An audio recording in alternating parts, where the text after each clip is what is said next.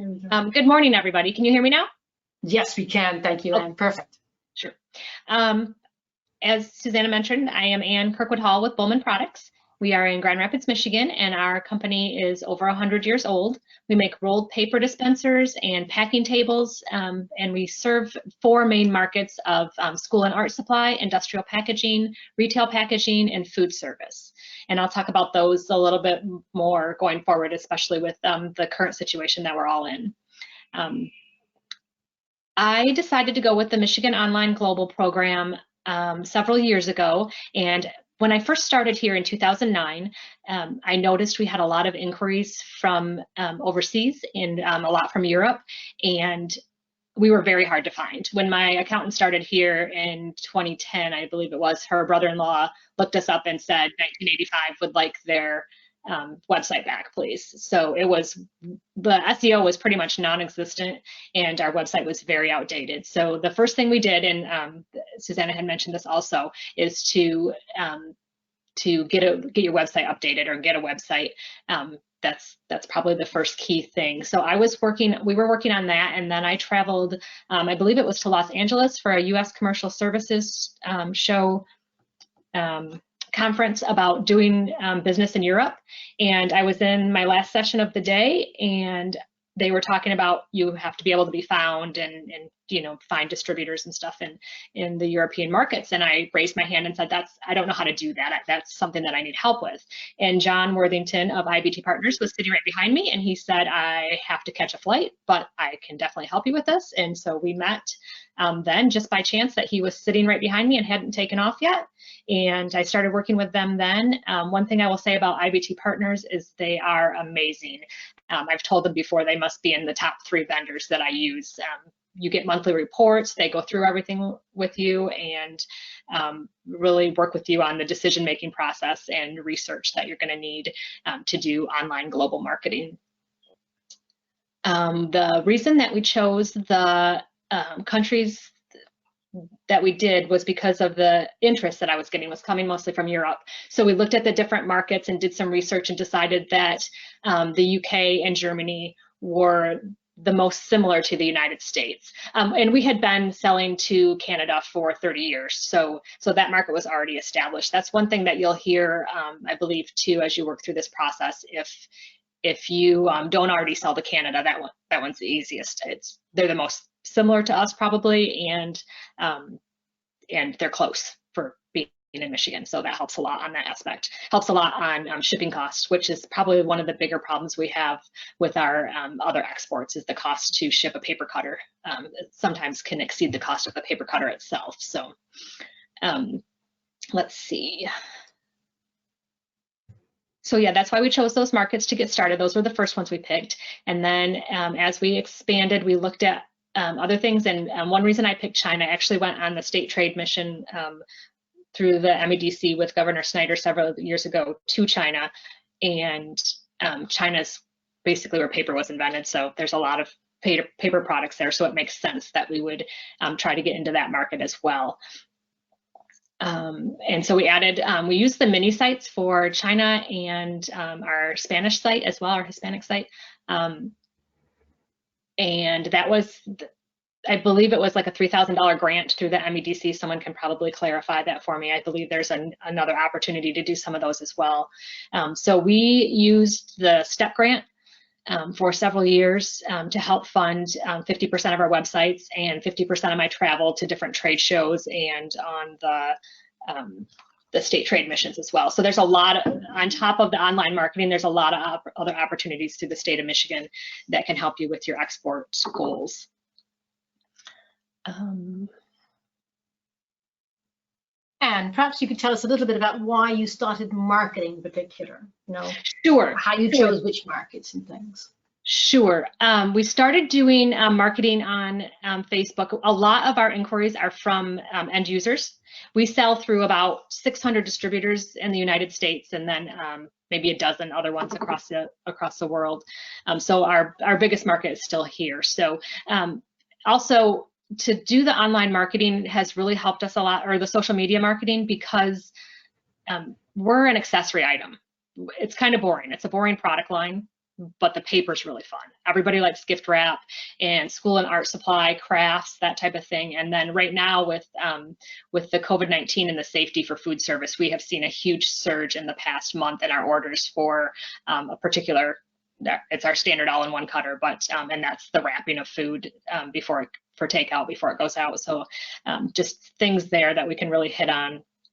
And that it's as Susanna mentioned, so many people are online right now. If you have marketing dollars, I think that I can't see why you wouldn't put it into social media and other online marketing, because everybody is online. Everybody is bored, and that's where they're looking for entertainment or other opportunities as well. So that is a great place to go for that.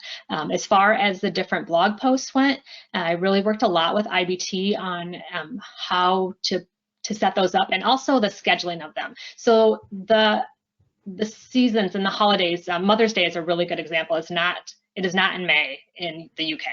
So you need a different marketing, social media marketing campaign for Mother's Day in particular in that market, as opposed to what you would see here. And also for what I do, because stores start to buy gift wrap well before December 25th for Christmas. So we start marketing our dispensers and our blogs well before that, when people would be buying like September, October for those different holidays when we do the social media marketing.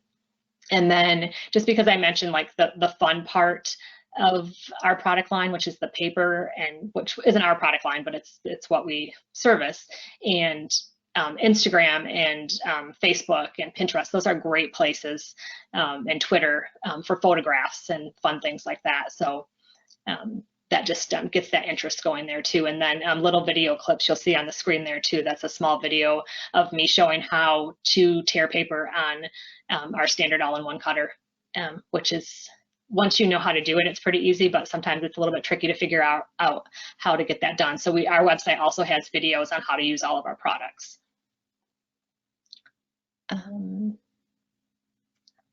How do we decide on content? Oh, go ahead. Yeah. How do you decide on content, and what about sort of different buyer personas? If you could talk us through that a little bit. Oh, sure. On the different buyer personas, like it says there, the German primary school teacher. So we have different, I guess, kind of target markets. If I'm not sure how familiar people are with Facebook advertising, but you can go in and pick on the different social media things, teachers, parents, teenagers, people who are foodies. There's all different kinds of categories of things that people sign up for and get tracked for. And so we focus, because it's school and art supplies, we focus a lot towards elementary school teachers. And now we're working on a program too for the homeschooling, because that is so prevalent, obviously, across the US right now. So we'll be working on that market too, and how to opportunities to help those parents and show them. We do a lot of our marketing, not just to say, buy this paper cutter. It's not just for sales. It's to show that we care about them and that we're interested in their lives and what their kids are doing. And as far as like one for education and school and art supply would be. And just I promised we'd give question time at the end, but Sure. since you're there, we wondered whether we could ask a couple of the questions. I have two questions that have come in now. The first is, what about the relationship with distributors or in-market partners?